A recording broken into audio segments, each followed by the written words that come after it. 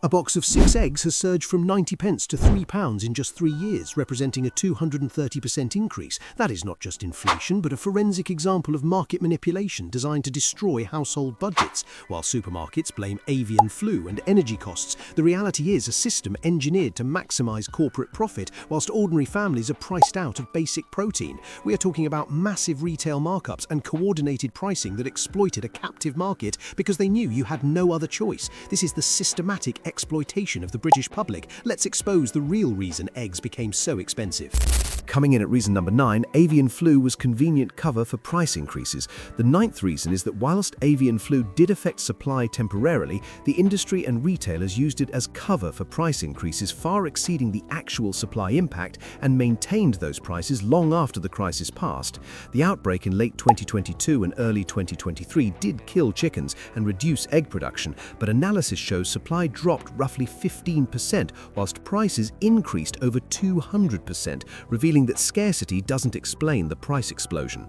The timeline shows prices rocketing during flu outbreak, then staying elevated through 2023 and 2024 despite production recovering to normal levels, proving the crisis was excuse for permanent price reset rather than temporary adjustment. The comparison with European countries shows UK prices increasing far more than continental equivalents despite similar flu impacts, suggesting British retailers exploited crisis more aggressively than European counterparts, constrained by different market structures. Former industry insiders reveal that retailers saw flu as opportunity to reset price expectations upward, implementing increases that went far beyond covering supply shortages because customers expected disruption and wouldn't resist. The evidence shows that when production normalized, retail prices didn't correspondingly decrease, with savings being retained as additional profit rather than passed to customers who'd absorbed increases justified by temporary crisis. The pattern mirrors 2008 food crisis when shortage spiked during shortage, then stayed elevated permanently despite supply recovery, demonstrating that retailers use crises to implement lasting price increases that outlive their supposed justifications.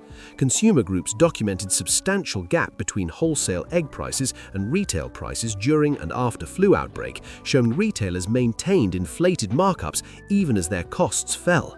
The brutal truth is that avian flu was real but opportunistically exploited, with price increases far exceeding supply impact and being maintained permanently despite crisis being temporary. Coming at reason number 8, feed cost increases were exaggerated. The 8th reason is that whilst feed costs did increase due to Ukraine war affecting grain supplies, the industry exaggerated these impacts to justify price rises far exceeding actual cost pressures on producers. The analysis shows chicken feed costs increased roughly 30 to 40% during peak grain prices, but retail egg prices increased over 200%, revealing massive gap between producer cost increases and consumer price impacts. The timeline shows feed costs moderating significantly by mid-2023 as alternative grain supplies became available and Ukrainian exports partially resumed, yet retail egg prices remained at peak levels despite cost justification disappearing. The comparison between feed cost movements and retail price movements shows complete disconnect, with retail prices being sticky upward during cost increases but not sticky downward when costs moderate, demonstrating asymmetric pricing that benefits retailers. Former poultry farmers describe being squeezed by both rising feed costs and retailers refusing to increase payments proportionally, meaning farmers bore cost increases that retailers then used to justify even larger consumer price rises, whilst maintaining margins. The calculations show that even at peak feed costs, production cost increases justified perhaps 50 pence additional retail price on dozen eggs, not the £1.50 to £2 increases that supermarkets implemented and maintained. The evidence from wholesale egg prices shows farm gate prices increased modestly compared to retail prices, proving that retailers expanded margins during crisis rather than simply passing through cost increases as claimed. Consumer protection authorities failed to investigate whether retail price increases were justified by costs, essentially allowing retailers to exploit feed cost narrative for profit expansion without accountability. The brutal truth is that feed costs increased, but nowhere near enough to justify retail price explosions, with industry using Ukraine war as convenient excuse for price gouging that devastated consumer budgets whilst enriching retailers.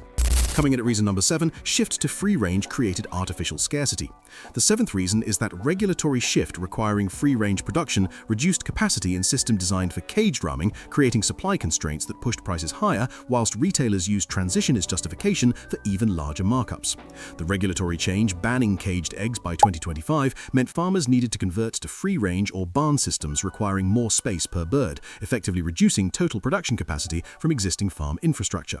The investment required for conversion was substantial, with farmers needing to build new housing and reduce bird numbers per site, creating a transition period where supply fell as old systems closed before new ones reached full production. The timing of this transition, coinciding with avian flu outbreak, created perfect storm for supply shortages, with retailers exploiting both factors to implement aggressive price increases that customers couldn't resist. Former farmers describe being caught between regulatory requirements, mandating expensive conversions, and retailers refusing to pay prices that would cover investment costs, forcing many small producers out of business and further reducing supply. The concentration of production into fewer, larger operations during transition reduced competition and made market more prone to coordination, with remaining producers having more pricing power than fragmented industry previously held. The consumer benefit of free range is real, with better animal welfare and potentially better eggs, but price increases far exceeded the incremental costs of free range production, suggesting retailers captured most value from premiumization. The comparison with European countries where free range adoption was gradual shows UK's aggressive timeline, creating sharper supply disruptions that retailers exploited more severely than continental equivalents, with smoother transitions. The brutal truth is that whilst free range shift was positive for welfare, the timing and implementation created supply constraints that retailers opportunistically exploited to justify massive price increases far exceeding actual cost differences. Coming at reason number 6, energy crisis hit egg production hard. The 6th reason is that energy price explosion in 2022-2023 genuinely hit egg production costs hard because laying chickens require heated barns during winter, creating real cost pressures that partially justified price increases. The impact was substantial, with barn heating, lighting, and automated feeding systems consuming significant energy and prices that quintupled during crisis, creating genuine financial stress for producers maintaining production through winter. The calculation shows energy costs adding perhaps 20 to 30 pence per dozen to production costs during peak crisis, representing real pressure that couldn't be absorbed entirely by producers and required some consumer price increase. The timeline shows energy costs moderating significantly by late 2023 as gas prices normalized and government support programs helped businesses. Yet retail egg prices remained at peak levels despite major cost component falling. The comparison between energy cost movements and retail price stickiness shows same pattern as feed costs, with prices rising rapidly during crisis but not falling correspondingly when pressures eased, demonstrating retailers retained crisis pricing permanently. Former producers describe energy costs being devastating during peak, but manageable by 2024, yet payments from retailers didn't reflect cost relief, with supermarkets maintaining retail prices whilst squeezing producer margins. The evidence shows wholesale egg prices fell substantially as energy costs normalized, proving production costs decreased, but retail prices remained elevated, with supermarkets pocketing the difference as additional profit. Consumer groups pointed to this gap as evidence of profiteering, but regulatory authorities took no action, despite clear proof that retail prices no longer reflected underlying costs. The brutal truth is that energy crisis genuinely hurt producers and justified some price increases, but those increases should have been temporary and reversed when costs fell. Instead, retailers maintained peak prices whilst costs normalized. Coming at reason number 5, supermarket concentration eliminated price competition. The 5th reason is that UK supermarket concentration meant Big Four chains could maintain high egg prices without competitive pressure forcing reductions, as all major retailers benefited from elevated pricing and had no incentive to compete. The coordination wasn't explicit but didn't need to be, with each chain knowing others wouldn't undercut on staple item where all were making substantial margins, creating tacit acceptance of industry-wide high pricing. The evidence shows Big Four maintaining nearly identical egg prices throughout crisis and afterward, with price movements happening in lockstep, suggesting coordinated behavior or at minimum oligopolistic interdependence preventing genuine competition. The comparison with more competitive markets shows prices falling faster when crisis eased, as greater competition forced retailers to pass savings to customers rather than retaining as profit. Former competition authority officials describe egg pricing as example of how market concentration enables coordinated behavior without explicit collusion, with results being identical to a cartel whilst being technically legal. The discounters Aldi and Lidl did offer lower prices, but their 15% market share was insufficient to force Big Four to compete, with major chains content losing some customers rather than sacrificing margins for all. The entry barriers to egg retail are minimal, but supermarket concentration means new entrants cannot gain distribution regardless of pricing, leaving customers with limited alternatives beyond Big Four who maintain similar pricing. Consumer welfare research estimates that increased supermarket competition would reduce egg prices by 20 to 30% through competitive pressure that currently doesn't exist in concentrated market. The brutal truth is that supermarket concentration allowed all major retailers to maintain inflated egg prices simultaneously without competitive pressure forcing reductions, with customers having no alternative beyond switching to discounters with limited market presence.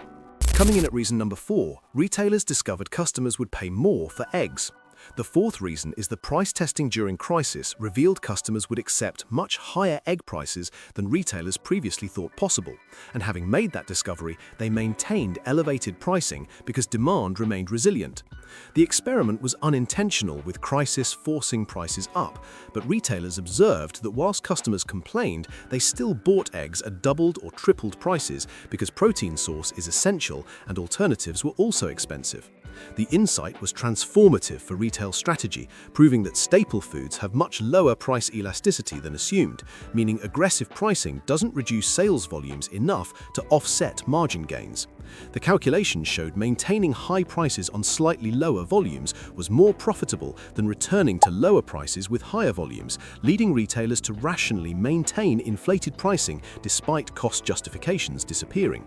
Former retail pricing managers describe this as permanent pricing reset, with crisis providing cover to test customer tolerance and discover it was higher than previously believed, creating a new baseline that won't be abandoned voluntarily. The evidence is profit expansion in supermarket egg categories during and after crisis, with margins increasing substantially despite claims of cost pressures, proving price rises exceeded actual costs and represented opportunistic profit-taking. The comparison with other proteins shows egg prices remaining elevated even as chicken and pork prices moderated, suggesting retailers recognized eggs as a category where price increases could be maintained without substitution to alternatives. Consumer behavior validated retailer strategy, with egg volumes declining modestly but not enough to make lower pricing more profitable, essentially confirming that people will pay whatever is charged for essential foods. The brutal truth is that retailers learned during crisis that customers need eggs enough to accept almost any price, and having discovered this higher pain threshold, they're maintaining elevated pricing because you proved you'll pay it. Coming at reason number 3, producer consolidation reduced competition.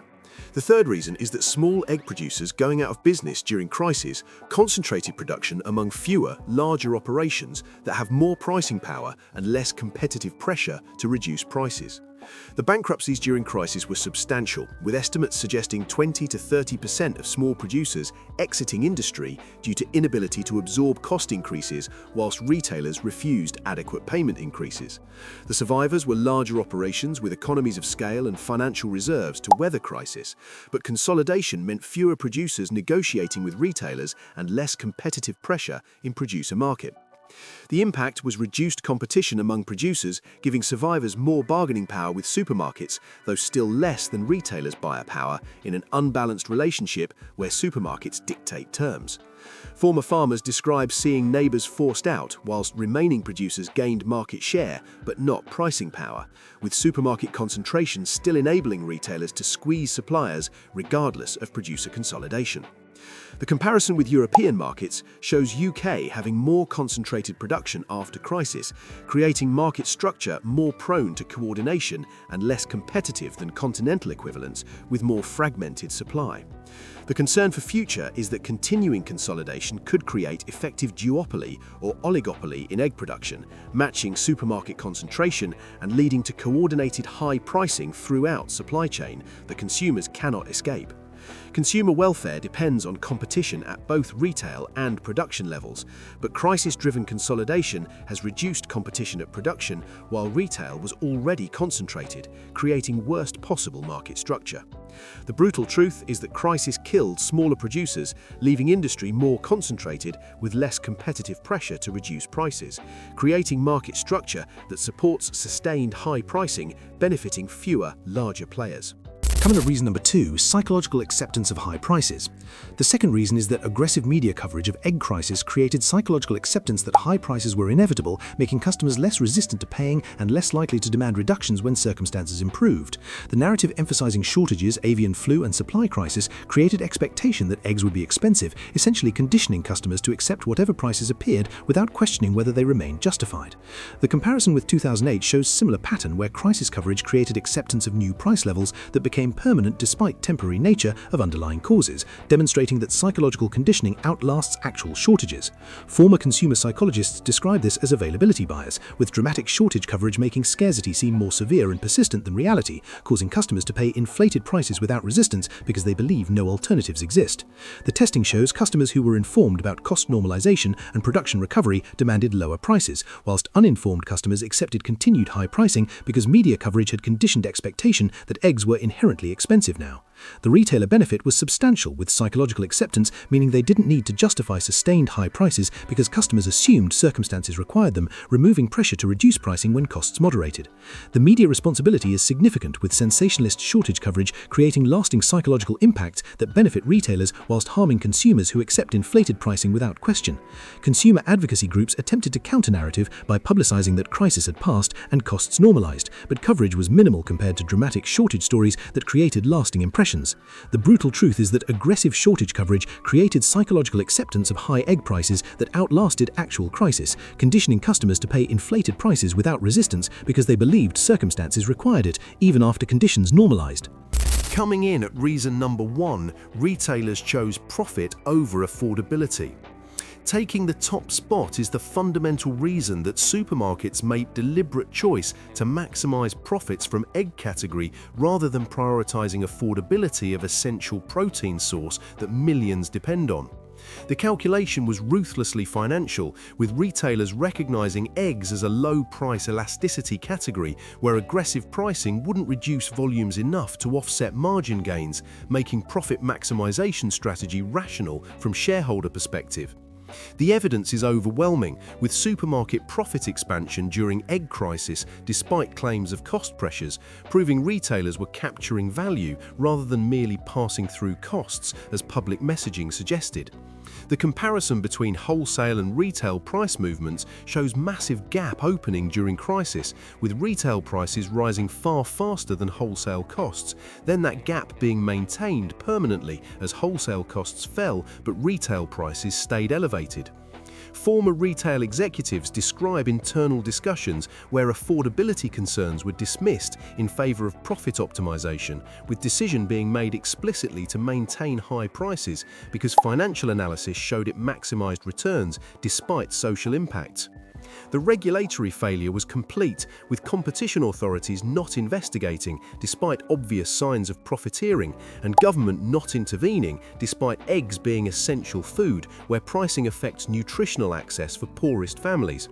The social impact has been severe, with families reducing egg consumption due to unaffordability, particularly affecting children who need protein for development, essentially creating nutritional poverty because retailers chose profit over access. The alternative existed, with retailers able to reduce prices substantially and still maintain reasonable margins, but choosing not to because higher margins on lower volumes was more profitable than lower margins on higher volumes. The moral dimension is significant, with retailers choosing to maximize profits from essential food rather than ensuring affordability during cost of living crisis, demonstrating that market forces alone don't ensure appropriate pricing of necessities. The brutal truth is that eggs are expensive fundamentally because retailers chose profit maximization over affordability, making deliberate decision to maintain inflated prices after crisis because financial analysis showed it maximized returns regardless of social costs.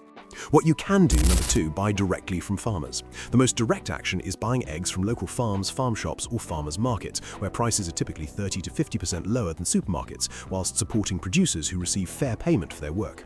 The finding of local suppliers requires effort through farmers market directories, local food networks, or farm shop websites, but investment of time yields ongoing savings and better quality eggs from known sources.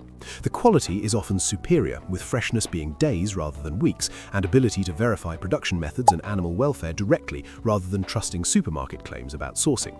The relationship with local producers creates accountability that supermarket supply chains lack, with farmers having reputation incentives to maintain quality and fair pricing that corporate retailers don't face. The community benefit extends beyond personal savings, with direct purchasing supporting local food systems, keeping money in community, and maintaining agricultural diversity rather than consolidating into factory farming. The challenge is convenience, with farm shops having limited hours and locations requiring travel, but for families with time and transport, the savings and quality justify inconvenience.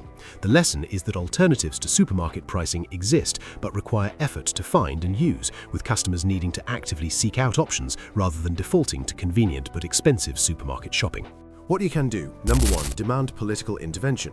The most impactful long-term solution is demanding political action on supermarket pricing, market concentration, and food affordability that prevents exploitation currently enabled by weak regulation and concentrated markets. The breaking up of supermarket oligopolies through forced divestment would restore competition that naturally disciplines pricing on essential foods, with more equal players competing for customers rather than coordinating high prices. The pricing regulations specifically for essential foods, including eggs, could prevent profiteering whilst maintaining market mechanisms for most products, balancing need for affordable nutrition with desire to avoid excessive intervention.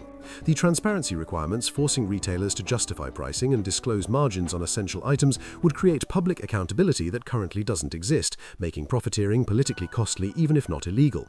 The Competition Authority empowerment with mandate and resources to investigate food pricing and break up concentration would provide enforcement capability that's currently absent or inadequate. The political pressure through contacting MPs, supporting consumer advocacy groups, and making food affordability election issue creates incentive for action that doesn't exist when politicians assume public accepts high prices. The lesson is that market failures require political solutions, with egg pricing demonstrating that concentrated markets don't deliver affordable essential foods without regulatory intervention that ensures competition and prevents exploitation. So there you have it, the real reasons eggs became so expensive, from avian flu being exploited beyond actual impacts to feed costs being exaggerated, from free-range transition creating artificial scarcity to energy crisis being used opportunistically, from supermarket concentration eliminating competition to retailers discovering customers would pay more, from producer consolidation reducing supply competition to psychological conditioning creating acceptance, to retailers deliberately choosing profit maximization over affordability of essential food. The common threads are opportunistic exploitation of genuine crises to implement price increases far exceeding cost impact, coordinated behavior enabled by market concentration, and deliberate decisions to prioritize profits over affordability, despite eggs being essential nutrition. These weren't unavoidable outcomes of circumstances, but rather results of deliberate strategies by retailers who recognized opportunity to reset prices permanently upward and chose profit maximization regardless of social impacts. The brutal reality is that eggs are expensive because retailers discovered they could charge much more and customers would keep buying, making sustained high pricing rational from profit perspective whilst devastating for family budgets. Your £3 egg box doesn't cost £3 to produce, package and retail. It costs perhaps £1.20, with remainder being margin that retailers maintain because market concentration eliminates competitive pressure to reduce prices. The crises were real but temporary, costs have moderated substantially, yet prices remain elevated because retailers made deliberate choice to maintain them since customers proved willing to pay. The solutions exist, with direct farmer purchasing providing immediate relief, whilst political intervention on competition and regulation addressing systematic problems, but change requires either customer action or political pressure that currently isn't sufficient. Every week you continue buying expensive supermarket eggs validates their pricing strategy and confirms that £3 eggs are sustainable, whilst switching to alternatives or demanding intervention sends message that exploitation has limits. If you're serious about affordable eggs, either find local suppliers who charge fair prices or demand political action to break up supermarket concentration and regulate essential food pricing. Thanks for watching. Stop accepting profiteering disguised as unavoidable circumstances, and remember, eggs are expensive because retailers chose to make them expensive after discovering you'd pay whatever they charged for essential protein you cannot do without.